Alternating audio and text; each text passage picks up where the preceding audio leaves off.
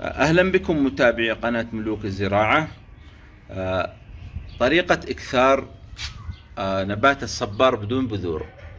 كما تلاحظون عندنا هذه النبتة وضعناها في الحوض، في هذا الحوض.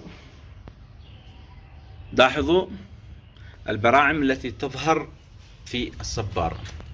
لاحظوا هذا برعم، تفرعات تظهر في الصبار. طبعا ضروري جدا أن نستغل هذه التفرعات أو هذه الفروع أو هذه البراعم ونقوم باستخراجها. فضروري جدا أن نستخرج هذه البراعم أو هذه الفروع مع الجذور، ضروري جدا، ولا يموت البرعم. ضروري جدا نحاول أن نحفر في مثلا هذا البرعم، نحفر في هذا المكان ونستخرج البرعم مع الجذور، ونقوم بنقل البراعم إلى أحواض أخرى. لاحظوا عندنا هذا برعم استخرجناه من هذه النبتة، نبتة صبار، ووضعناه في هذا الحوض الصغير. لاحظوا ما شاء الله تبارك الله بدأ ينمو.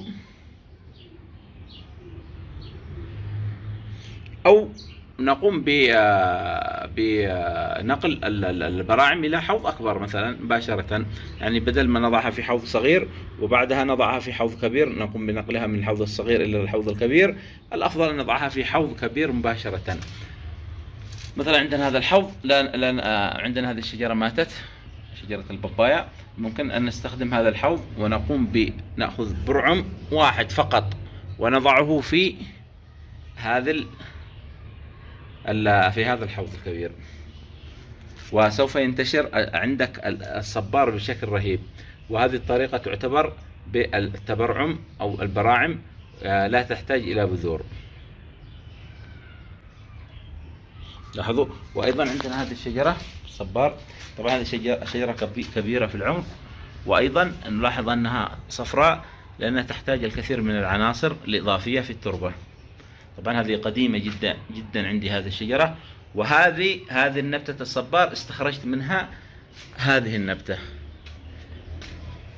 لاحظوا هذه النبتة الآن نستخرج منها هذه النبتة، ونستخرج منها الكثير من البراعم، ونقوم بإكثار شجرة الصبار في جميع أنحاء السطح. فكرة جيدة، وحبيت أن أنقل لكم هذه المعلومة، لأن الكثير يترك البراعم هذه حتى تكبر. من الخطأ أن نتركها حتى تكبر، فضروري جدا أن نقوم بنقلها وهي صغيرة، لأن إذا كبرت لا نستطيع أن ننقلها. هذا، ونتمنى لكم الفائدة، وإلى اللقاء في مقطع قادم إن شاء الله.